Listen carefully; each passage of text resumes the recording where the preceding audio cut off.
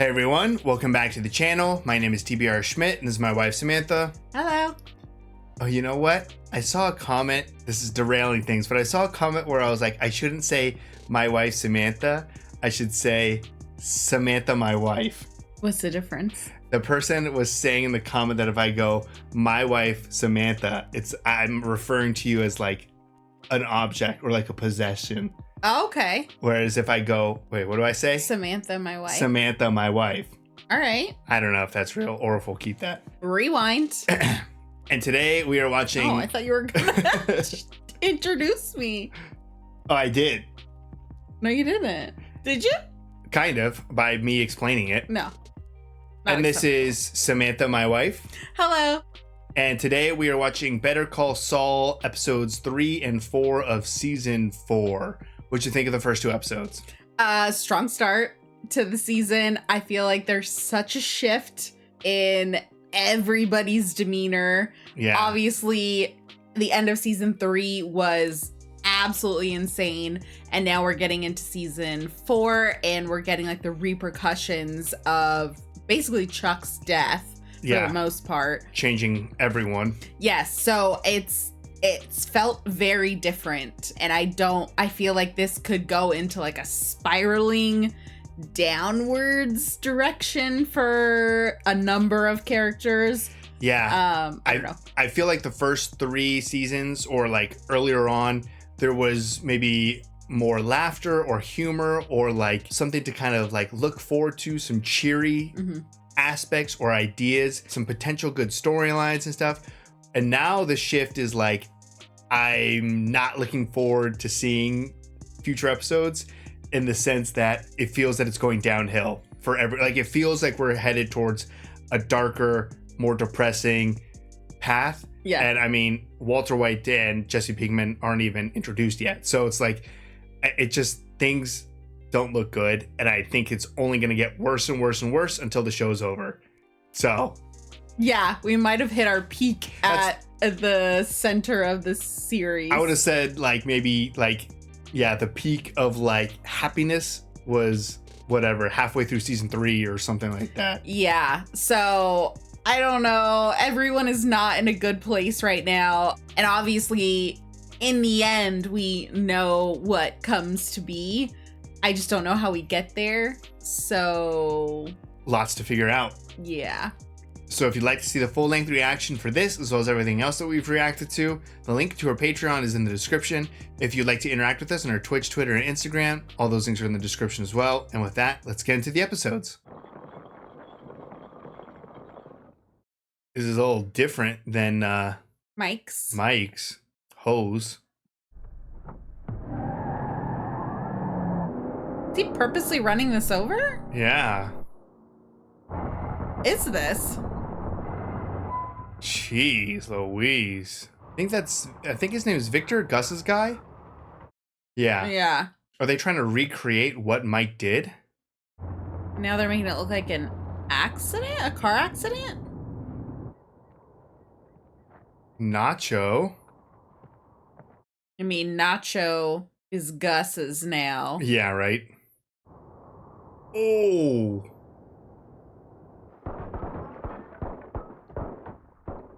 Damn. Did Nacho have to be here for this? What is this staging? I'd be afraid of a ricochet. That's what I was thinking. They're standing so close. Oh, that popped. Yeah, I mean, obviously they have to kill this guy.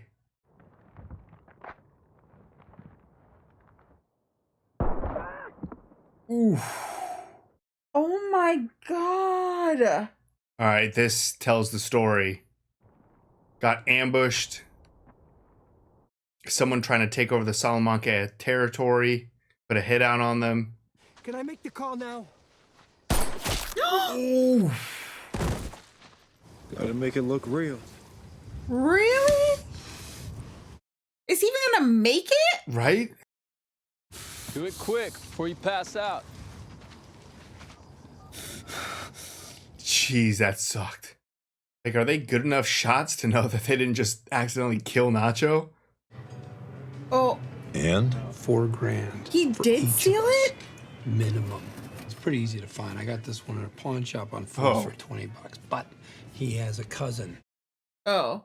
He's gathering dust on a shelf in an office up on San Mateo, and he's been there for God knows how long. And they're not exactly what you call security conscious. There's no cameras whatsoever. Walk over to the shelf and swap this wanderer for that boy, and it's 5 minutes max. And why would he do this?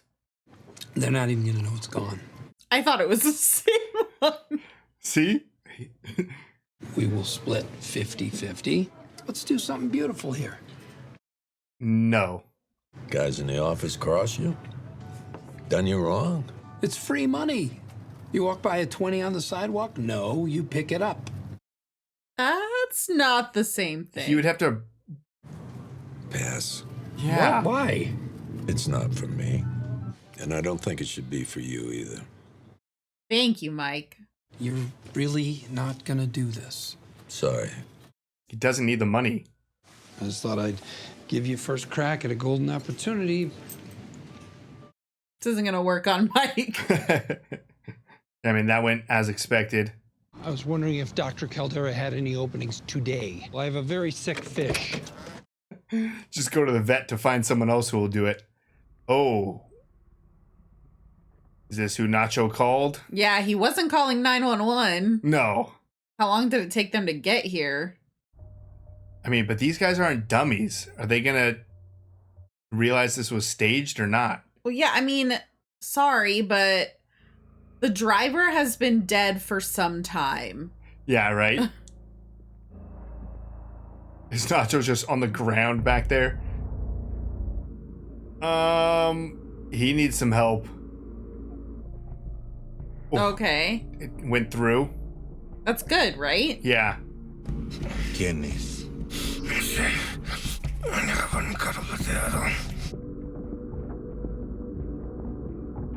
Burn the evidence.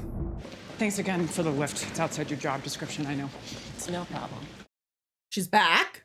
Yeah, this is interesting. And this is a big deal.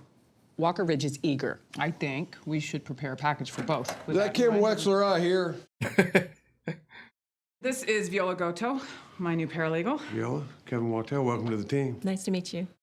New paralegal. Kim, you have got to see the models. Ooh. For the Whoa. expansion. This is Salt Lake City, Cheyenne, Wyoming. Yep.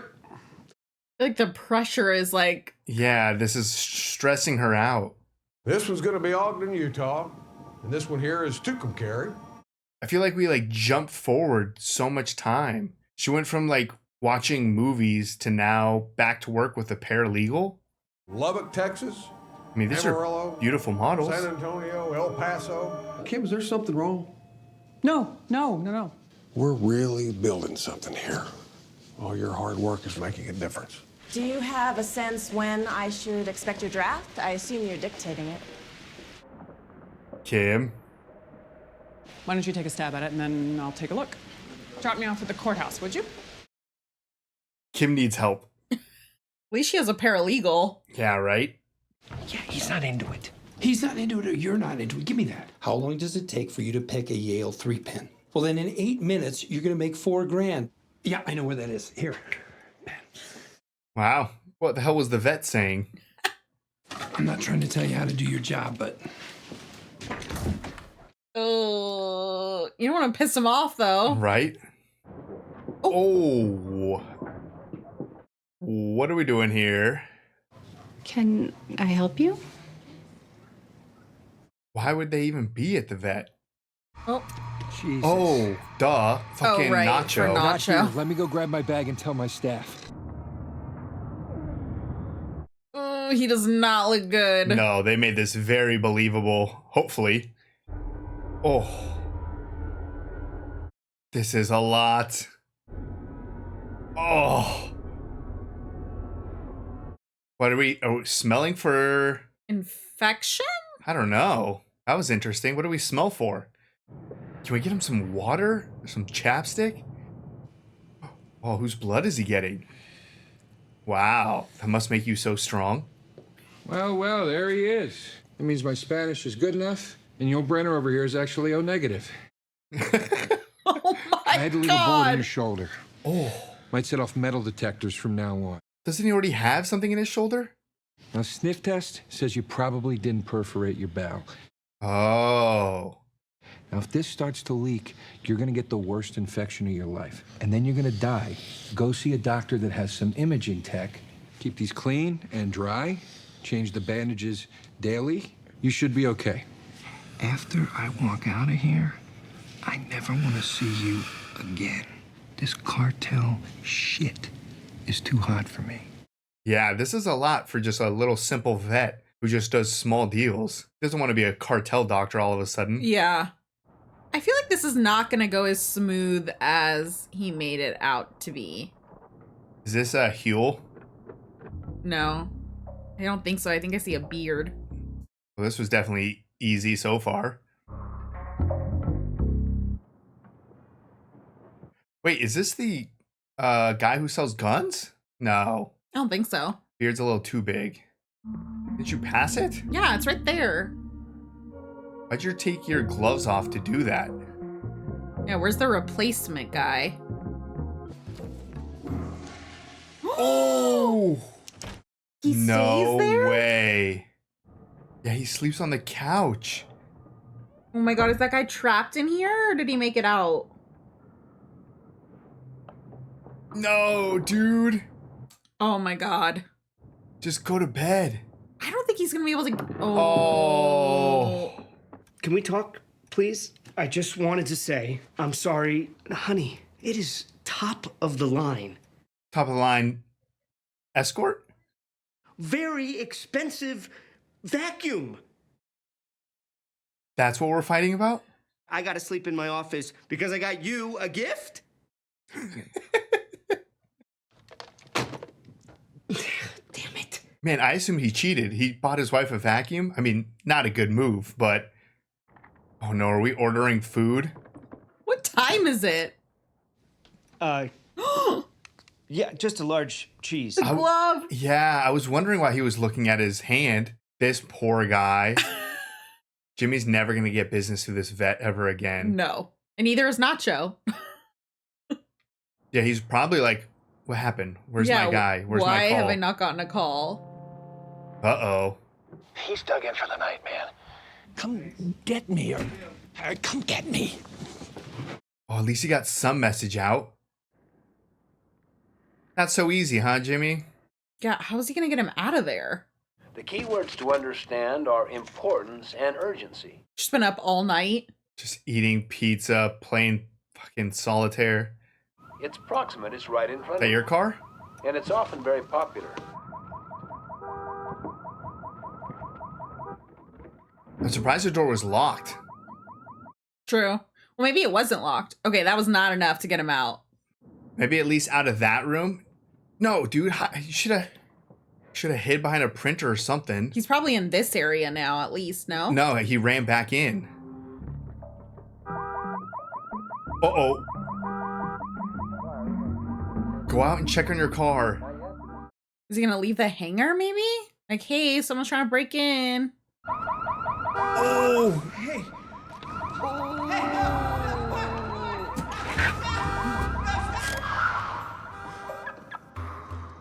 Okay, got the car to stop, got him out of there. Shit and gold. I didn't say it was easy. Car thing was pretty slick. Worked though, didn't it? Yeah. I would be so fucking mad if I was that guy. I thought he was gonna be like, it's mine now. Yeah, right? Same. Yesterday, on the way back from their pickup, Vargas survived barely. It resembled the attack on Hector's truck a few months ago, and they knew the Salamanca men were heavy. We are about to run another shipment. Run dummy loads. No product crosses until we're certain. How long before our dealers run dry? No more than a week. This is a problem. Find a local supplier on your side of the border. Oh. Don Eladio forbids buying from outsiders. Let me worry about Eladio. No way. So that's the master plan? He just got approval to start making his own or purchasing his own, which obviously leads to Walter White. Yeah, what is the timeline here? We have to be super close. We already saw the laundromat. This guy. Iron, americium, ruthenium, uranium, europium. Oh my god. I forgot what your name was. Mr. Fring, I wasn't expecting you. Oh, I tested your samples. Tested the samples. Does that mean Walter White's already been cooking? Is it blue meth? They range from 39% to 58% pure, except No. this one, which hovers around 67. You should tell the chemist to check his or her cookware. Oh, thank you very much, Gail. Gail. Gail. I was going to say Glenn. These samples aren't great. They're not even good. I could do much better. I could make a kilo or more right here. No one would know. Wouldn't take more than a few days. Interesting. Please, it's the least I can do. I wouldn't let you down. Oh, but I'm afraid I can't allow it. Not yet. I'll see you soon, Gail.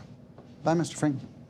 What did he do? What do you mean? What has Gus done for him? I assume a massive grant or something. A research grant. Oh, Gail. I know. Poor Gail. Gail, what, made like 99.3 or something, and Walter was like 99.8 or something. There's something else you need from me. Maybe you could also start looking into federal charter regs. Got it, will do. Bye, Jimmy. She's so nice. I know, right? Gonna ask what you were up to last night? Oh no, the letter. Jimmy, there's just a couple of things from talking to Howard.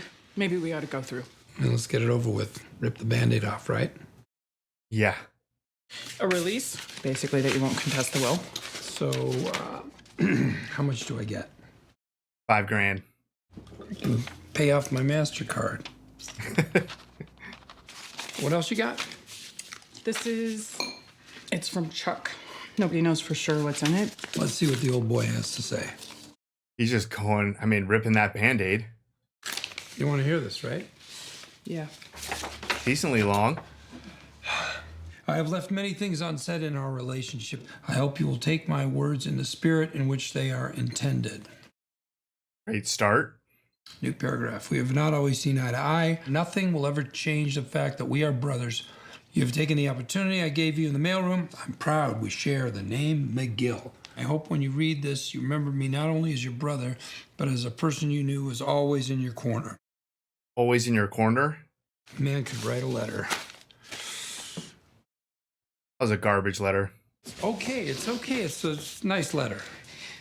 Hey. No, just... Well, I don't think it was garbage because I think it was real at the time. Just give me a minute. Yeah, that letter was written before he knew Jimmy got his law degree. That's what I'm saying, at the time. Yeah, but at the time, Chuck just viewed Jimmy as, oh, you're a great person in the mailroom.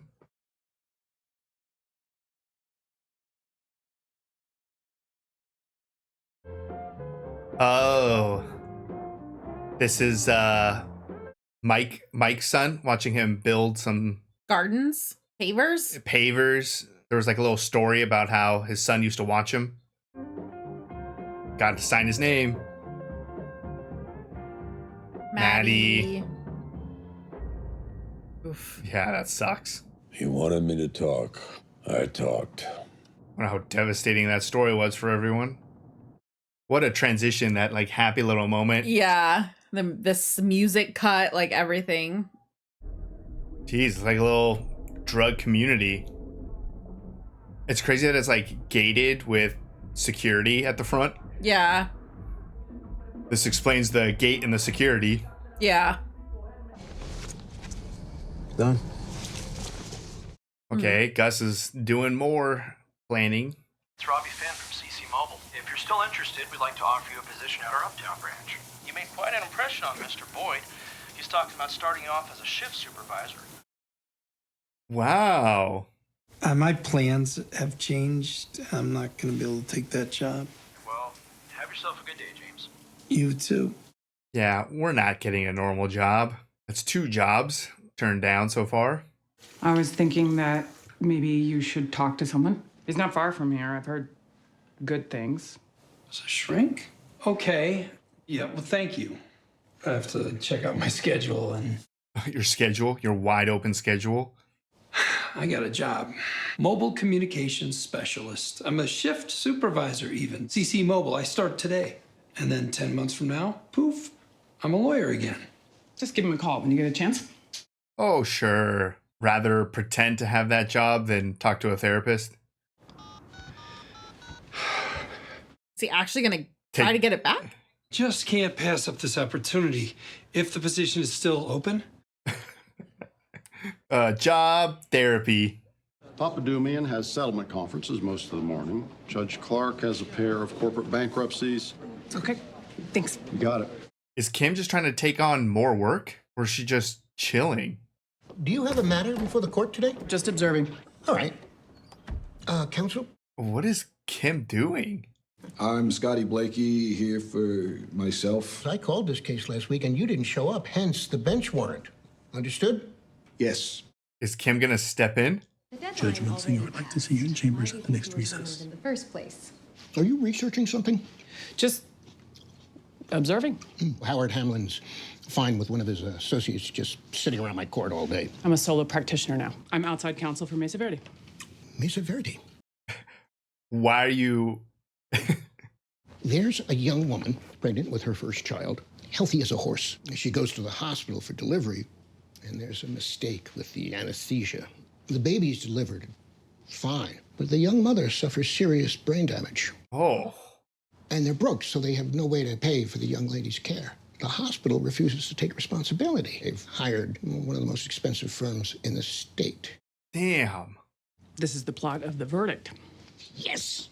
Oh, it's a fucking movie? Don't think that you are the first to try to rediscover their love of the law by trolling my court. You're not. Oh. Trolling? Next time I see you lurking in my court, I'm going to put you to work. I like this guy. The Verdict sounds like a great movie. Right? Okay, she didn't take the message. It's interesting that he's like, you're not the first. Lawyers come in here trying to rediscover their love of the law. The lady from church? Oh, yeah, you're right. Girlfriend of mine is playing piano with her band tonight. You want to go? Tonight's group? We could ditch. Dang, a little date night? Well, I told Stacy I'd be there. Maybe I could stop by after. That'd be great. I've been thinking about reaching out to Henry. I think he needs a friend. Henry's fine. That dead wife he's always talking about never existed. Why would you even say that? The romantic night at the Cubs game, their first kiss. Yeah? Never happened. Wrigley Field didn't get lights until '88. None of his details add up. What the heck? Why would anyone make up a story like that? Is he lonely? Like a bad poker player, when he's lying, he rubs his wrist. Okay. You want to put your money where your mouth is? This is a game. $10 says that when he talks about Judy, different story. You're on. All right. This is kind of a sick game. Oh, he got it. Yeah, I prefer the printers. What a great first day. You would disagree. Anyone want a phone? CC Mobile, this is Jimmy. How's the first morning? Little slow? Yeah, that store's always been a bit calmer. I'll wait till inventory week. When's inventory week? You just missed it. Any chance that you could move me to a store with a little more traffic? It looks like the schedule's all full right now. Let's give it a couple weeks and then we'll see. If I can, I'll swing by later. Keep up the good work. Yeah, that store sucks. You're not going to see anyone. Jimmy can't be left alone with his own thoughts. Yeah. I think. But make the most of it. There you go. This is not a good idea. Gonna break that window.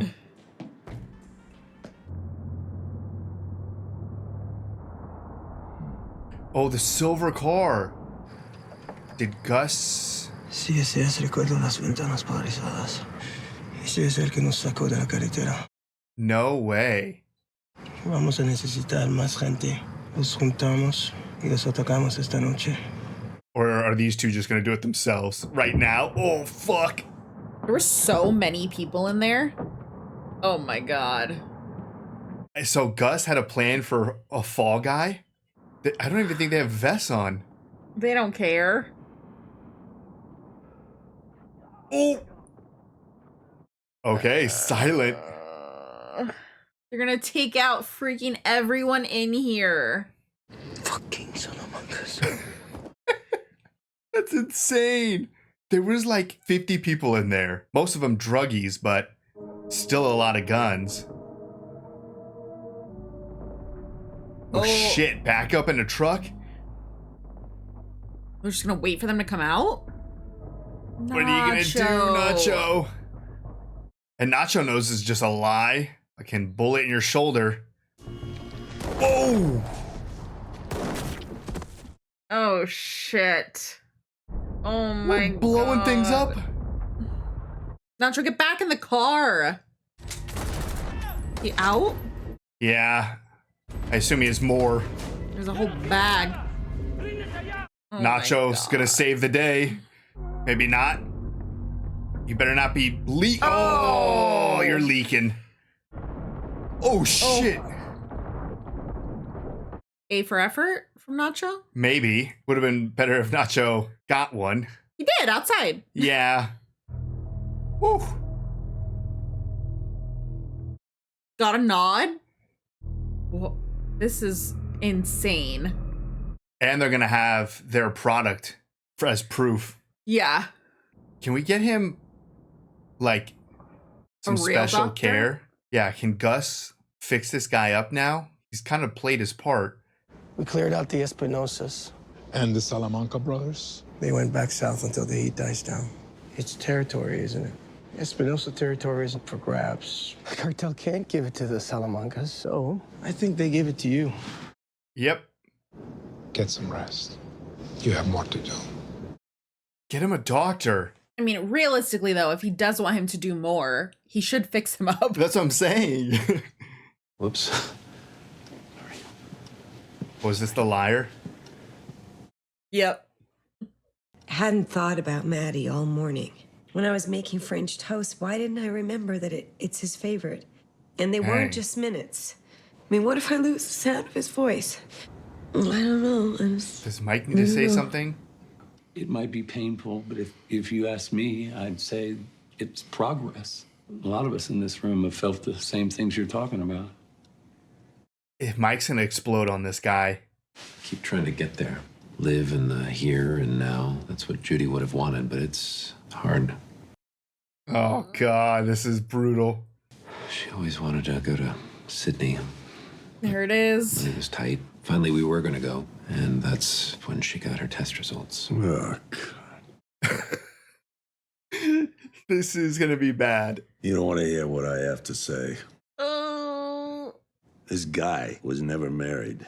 What are you talking about? Mike, now, you know the rules. Yeah, I know your rules. Stop. That's just not true. I'm so uncomfortable. Oh, I hope Mike's right.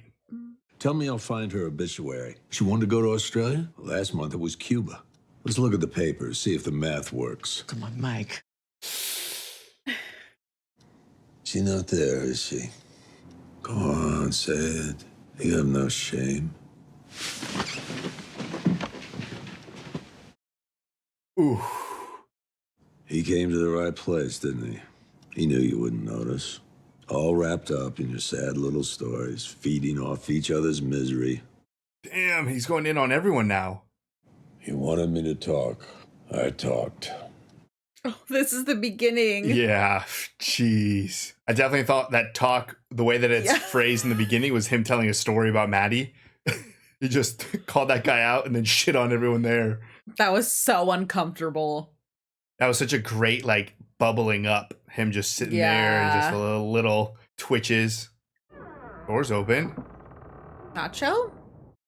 I hope. Sal de aquí ahorita mismo. No te quiero aquí. Dios mío. ¿Qué han hecho? Papá, no. Necesitas ir al hospital. No estaría a salvo si lo haces. Poor dad. Puedo descansar aquí por un ratito. Can they take him across the border? For help? Yeah. Mike's back to work. Stacy? You're not going to answer? What's that say? 38 degrees. Must have come in set wrong. Goes out set right. Do not stack or do not Manifest double doesn't stack? say anything about. We'll fix that. doesn't even say anything. Man, this company sucks. This okay with you? You talking about the strap? It's Might be frayed. a little frayed, but the rest of them are fine. And you know this how? So we're pulling all the E-track straps. Is that a question? They must hate this guy. Mike. Uh-oh. That call must have been important. You should immediately know that this is Stacy. He wants to see you. Oh, never mind. Tonight. Knew exactly where he was. Is this shift over or is he just leaving? He might just be leaving. What are we doing at Ace Rebar? Oh, this guy. Here you go. Hey, whoa, this is more than we talked about. I made quite a splash at the Collectibles Expo. No way. I'm liking this Hummel thing. Cash came fast and clean. Got any more where that came from? No, not really. Bummer. I'll find something. When you do, call the vet. Yeah, new job, new phone. Okay. You never know who's listening. The vet has some loyal people. And a structure of how he does business. Yep. What is he gonna... It went too fast and it was backwards. I don't know what it says. Just closed. Is the man listening? Privacy sold here? Took that conversation seriously. Yeah, people who do crime need new phones apparently after every job. Buy your phones here. He's gonna make this store like the most popular criminal location. Cell phone. There is a matter we need to discuss. Do you have something to tell me? You would be well advised to do so. Nacho Varga. You knew Varga was moving against my interests. I never promised to be his bodyguard. You're gonna make a move, you better make it. But they're not gonna, are they? You brought me here because you haven't asked. So why don't you stop running a game on me and just tell me about the job? Damn. Mike has had enough. Yeah, he's over. All right. That was episodes 3 and 4 of Better Call Saul. What'd you think? Fantastic, as always. Yes. I'm not gonna lie, I'm a little bit confused about the Gus Nacho situation. So that was the end of episode 4, which just happened. I'm a little kind of confused too, because Nacho was never making a move onto Gus's territory. Like, if I remember the events of what Nacho was doing, he was going to kill Tuco because Tuco was just getting crazy. Mm-hmm. And then he was going to kill Hector because Hector wanted to take over his dad's shop. Right. So Nacho was never doing something because he wanted to be the boss. He has just been continuously trying to escape the hand of an evil ruler, whether it's Tuco or Hector, and now it's Gus is the evil ruler of Nacho. Yeah, it's interesting because the very end there, Gus talks about, Nacho being against his best interest. But what is that? Because, I mean, is it the fact that he still wanted Hector there as the point person so he could kind of manipulate that situation? That is what I don't understand, because I don't really think it's that big of a deal on Gus's side for Hector to no longer be an issue. Yeah, I did see a very interesting comment that these couple of episodes do a great job showing Gus's weakness in Hector. That Gus is so great, so smart, so calculated, but he has this obsession with Hector, wanting to keep Hector alive at all costs just so that he can be the one who, tortures or kills or dictates what happens in Hector's life. Okay. So Hector is Gus's biggest weakness. We obviously know how that is Gus's downfall in Breaking Bad. Right. So yeah, there just seems to be something going on right now with Gus because Nacho was never trying to take over territory. No. The Maybe worst... Gus is just misreading the situation and that's what's confusing us because we know what's actually going on. Yeah, exactly. Gus is not fully aware of all of this. From the outside looking in, or you could see it as Nacho trying to take power. Okay. But that's not what the case is. Yeah. And also Gus just now hates Nacho, I think mainly because he put Hector in this situation. Yeah. Like Gus wanted nothing to happen to Hector because Gus wants to be the one in control of what happens. So it's like Nacho kind of putting Hector into the hospital. Gus now just fucking hates Nacho because it was like, that was what I was gonna do. Yeah, or maybe it's like a loyalty thing as well. Like he's seeing Nacho is not trustworthy and is not loyal. Right, because I don't think Gus is aware that, like, Gus doesn't know the true motives of Nacho. Well, Gus also probably doesn't care. Like, he doesn't care what Hector's done to Nacho. He just sees that Nacho is his guy and he fucked him over. Yeah, totally true. So, but also, I don't understand why Gus is now taking that out on Mike. Like, how is Mike involved? Please explain it into the comments. Yeah, no, like we're something. Actually asking you. Like, yeah, obviously Mike has worked with Nacho multiple times, and Mike gave Nacho kind of the advice of how to approach taking out Hector, but also Mike said you probably shouldn't do that.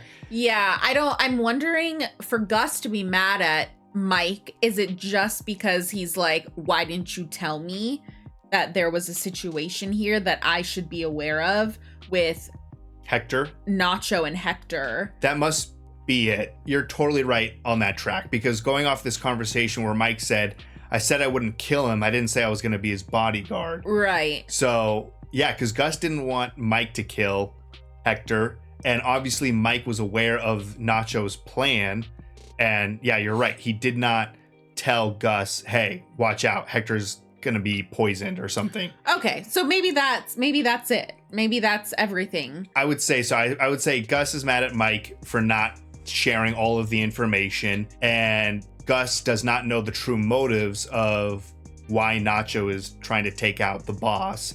Right. So he just views him as someone who's untrustworthy.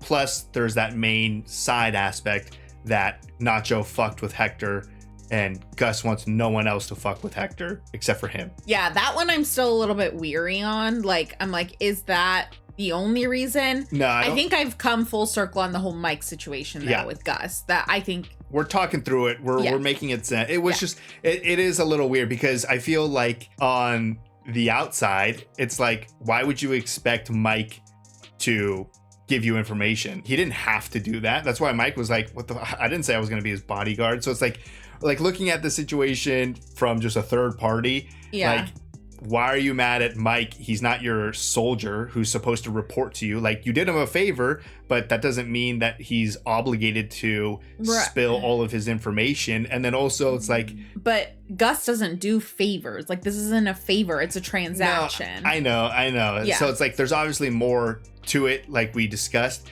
but I'm just saying, like, that's what Mike's point of view is like, I'm not obligated. I'm not his bodyguard. I don't need to come running to you. Yeah. And then also it is the weakness of Gus being Hector, like that one doctor that he brought in who was like, I can think of no better situation for Hector to be in because this is exactly what he deserves. And Gus is like, no, it's my job to mess with Hector. And it's like, dude, you fucking hate this guy. This guy killed your brother or your partner. I don't remember. I forgot. Business partner. Or more than business partner. I don't remember. Yeah. But anyways, like, you hate this man so much. If he's dying, who gives a shit who's killing him? Like, you should just be happy that he's dying. No, I mean, Gus is a messed up guy. Exactly. So he doesn't want it to be as simple as like, oh, he just dies of a heart attack or whatever. Like, he wants him to suffer, and he wants it to be at his hands. Exactly. Which that's Gus's biggest weakness, which Walter White eventually exploits. Yeah. So, I mean, I guess we got there. It seemed like a little bit out of character for Gus. I wasn't anticipating this, like, showdown at the end. Yeah. But we talked through it, and it makes a little bit more sense. Okay. Let us know if you agree, if you think we're on the right track. The thing about the comments on this show is so funny because since the beginning, I feel like there's people that agree with us, people that don't agree with us. But there's also I've been seeing comments that are just so different, like back to back. like you read the comments and it's just like back to back of like, oh yeah, you guys are 100% right on this. And then other people are like, no. So I feel like that's just talks about like how good this show is. Yeah, because you could read, like you said, comments back to back, and the first one you're like, yeah, I totally agree, and then you read the next one, you're like, oh, I see your point. Like I get it. Exactly. So I think it's just the writing in the show is just so good that you could take so many different things out of it, and you can relate, I'll use that word really lightly, to certain characters or certain things about these characters. So it changes your perspective. I don't know. So good. Yeah, so good. And I feel like these 2 episodes had so much for so many different characters. We're going to have to talk about it condensed. Again, we could talk for hours. Yeah. But to keep going with the whole Nacho, Gus, Mike situation, what Nacho went through these 2 episodes, the staging to get shot brutally, like damn near dies. Yeah. He's still not out of the woods. No, like how damaged he is. It sucks to see him go from one evil ruler to the next, and when you know he just wants out. He just wants out, and he, has to have these moments with his dad where his dad is so obviously disappointed, but how can you not, like, you're not going to turn your son away. Yeah. And it's just so hard to see the struggle of that, but Nacho's been through so much these 2 episodes to literally almost die, and then you go through that crazy shootout with the Salamancas. Mm-hmm. Great how they kind of shot it, where it was just like from mostly Nacho's viewpoint. There was something that we watched, and I remember there was like a building. It was Fargo. It was when Billy TV Bob show? Oh yeah, Fargo TV, the show.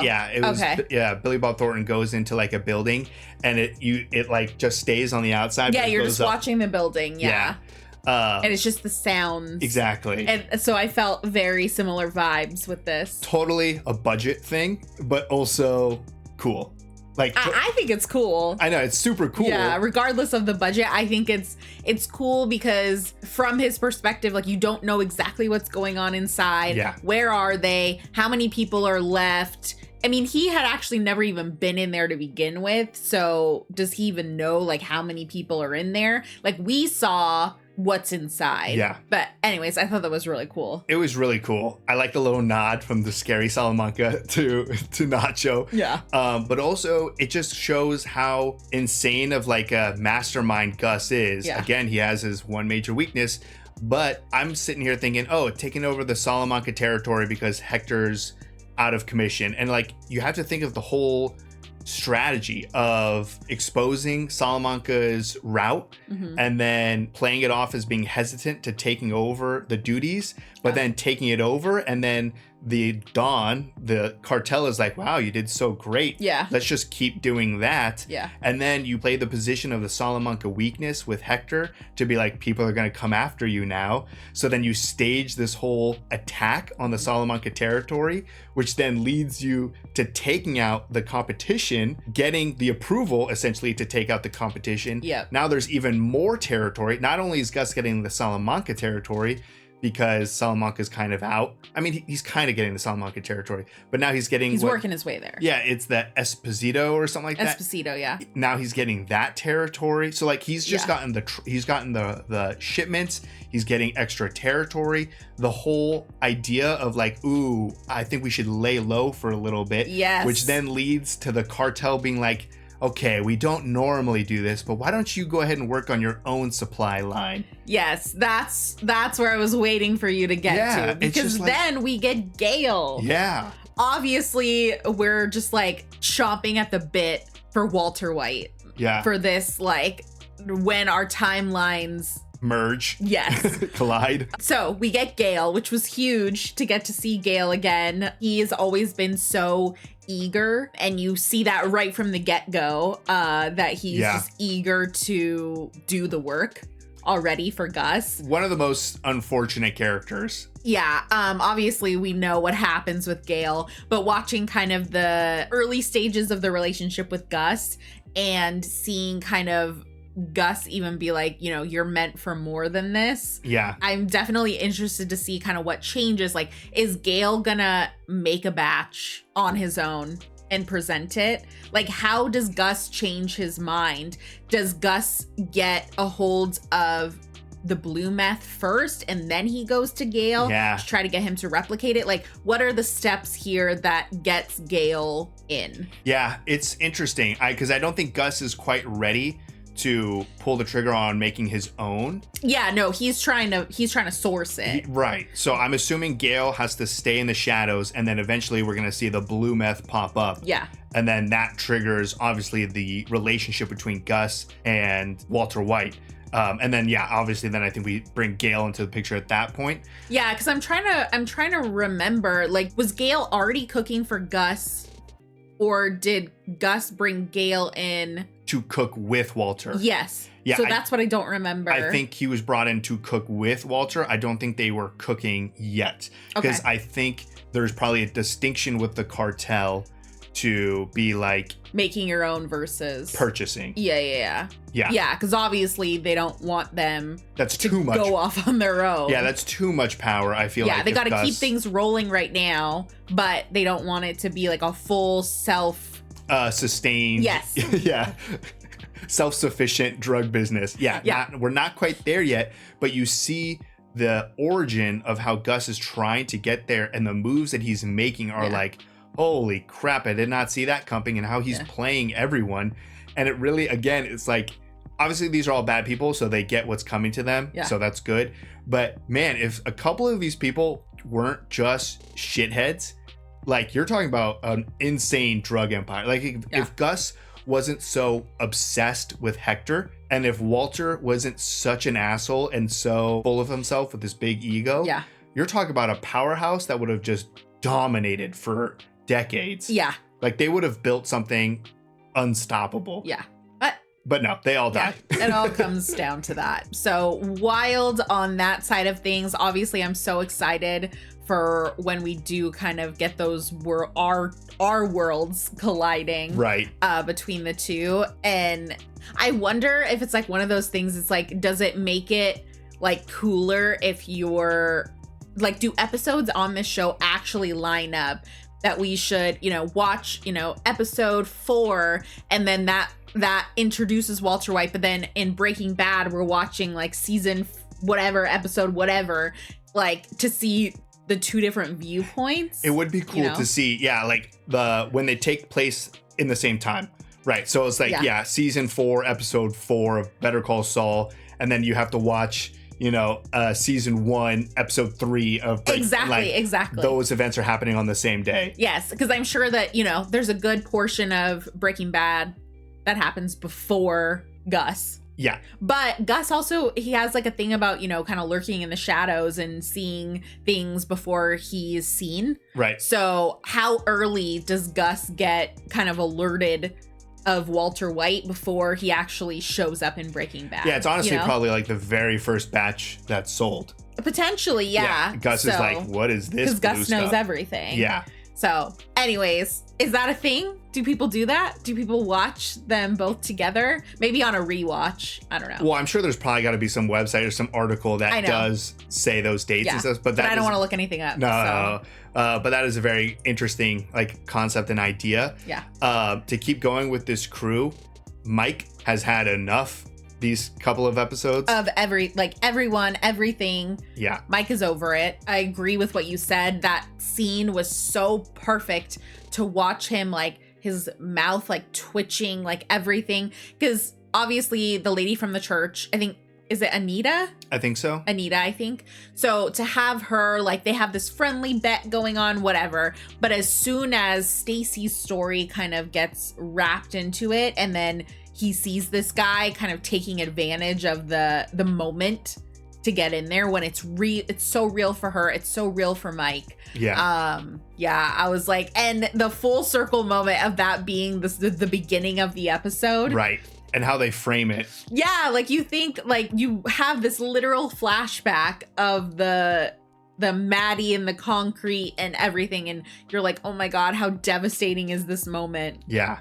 And you don't even realize that that's the moment until he says his little spiel again. Right. About, you wanted me to talk? Yeah. I talked. Yeah. The show is just so well written. It's so well written, and that was such an insane moment and so uncomfortable and stuff. So these characters are going through it. I mean, Kim what the hell's going on with her. To get called out by the judge. The whole situation with Kim, since her car accident, since Chuck's death, since everything was so close, Kim is just not Kim anymore. And I don't know what's happening. Like, I don't know where this is going. You know, she is clearly like, she's swamped. She's so busy. I'm so happy that she hired a paralegal to help her with kind of the nitty gritty stuff that she doesn't need to be like in the weeds of. But then like, she is so swamped, but then she's taking the time to go to court, and it doesn't like, is she going there to like re-up her love of the law? Because I think so. But is she, like, I don't know. It just, everything feels so off. Kim feels like the most off out of everyone, because I thought we were like, oh, okay, Kim's taking a break. And then all of a sudden, Kim's working with a paralegal. And it's like, when the fuck did you start working again? And when did you hire this lady? And like, and then she goes in and she's just getting so overwhelmed by like the models and the expansion of Mesa Verde. Yeah. And then exactly like you said, then she's like just spending all her time sitting in the courtroom for like, you're wasting so much time. Yeah, like time that she doesn't have. So like, go rest or go work on Mesa Verde. Like, what are you doing? So I don't know if there's more to it or if it's exactly what the judge said, where he's like, you're not the first lawyer who comes in here just like zoning out, trying to find their spark again.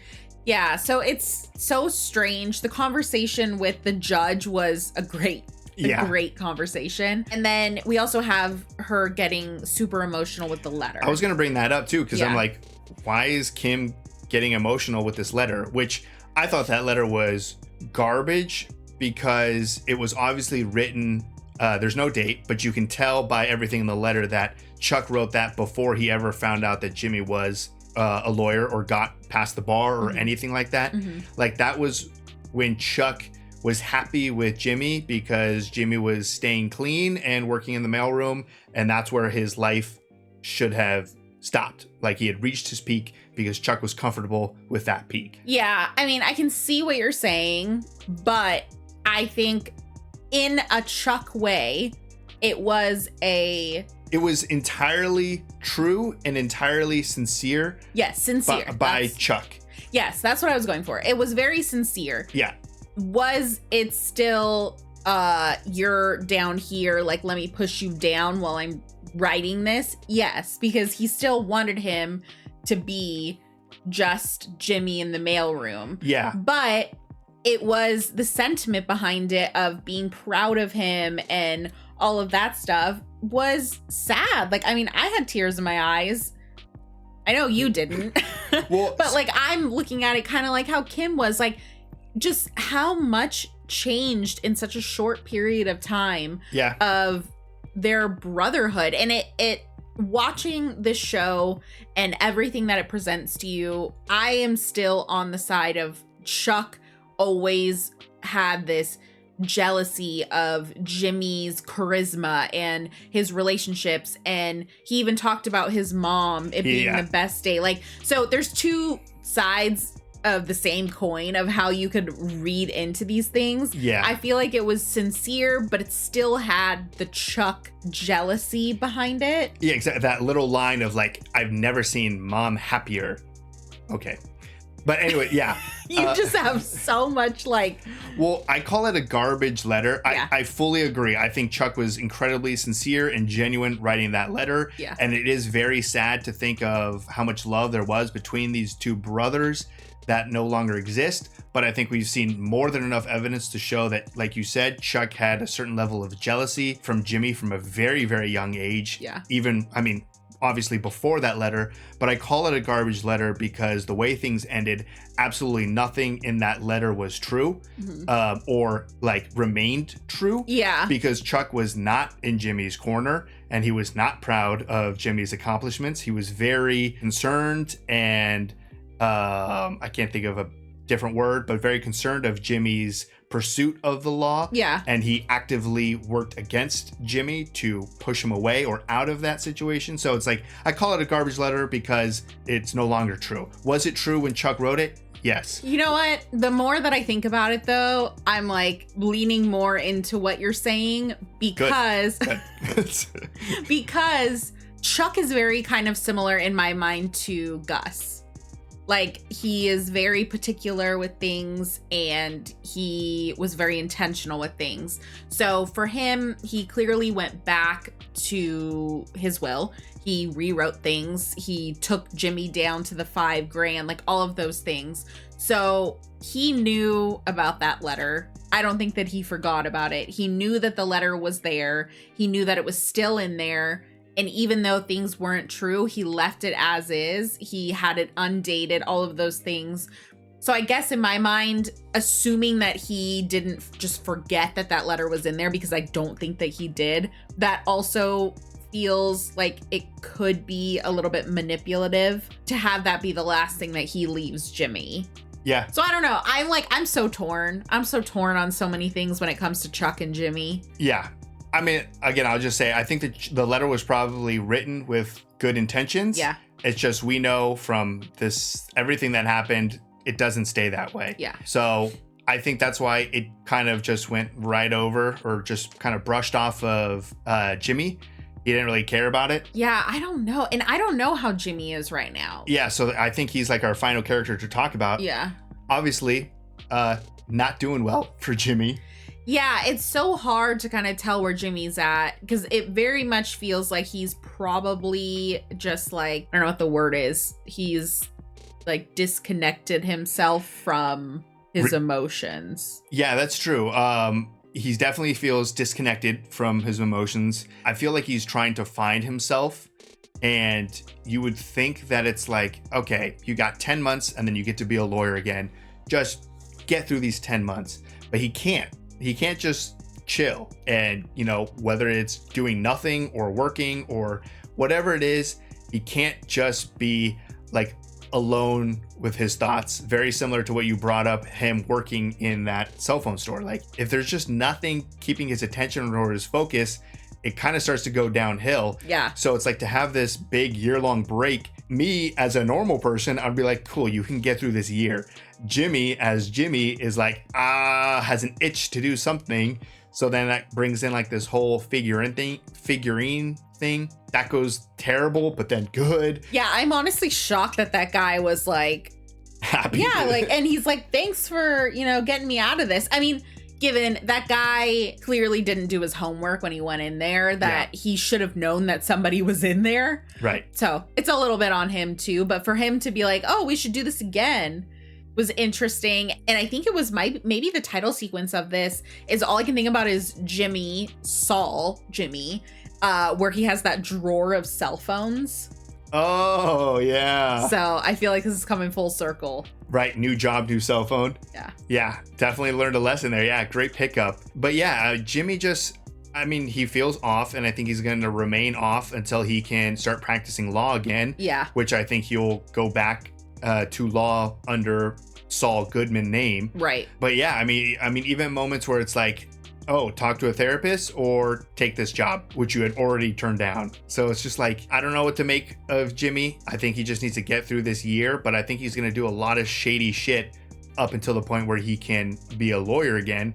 And then that will lay the foundation for once he does have the power to be a lawyer, he's already established himself in this very, you know, criminal underworld. Yeah, with the whole cell phone. Yeah. He's going to spend the next 10 months doing bad things, building up a reputation. That vet is no longer going to be employed or useful or something. I think that was like a little foreshadowing when, you know, he kind of went in, took the phone from the vet and got the deal done. You're right. Duh. Oh my God. Yeah. So he's going to be the middleman now. Yeah. Oh. When people need something, you know, to go down. Yeah. Oh my God. Duh, Sam. Well, I don't think it's a duh. No, but I mean, we know where Saul Goodman ends up, and we have literally seen him be the middleman. Yeah, so in Breaking Bad. Yeah.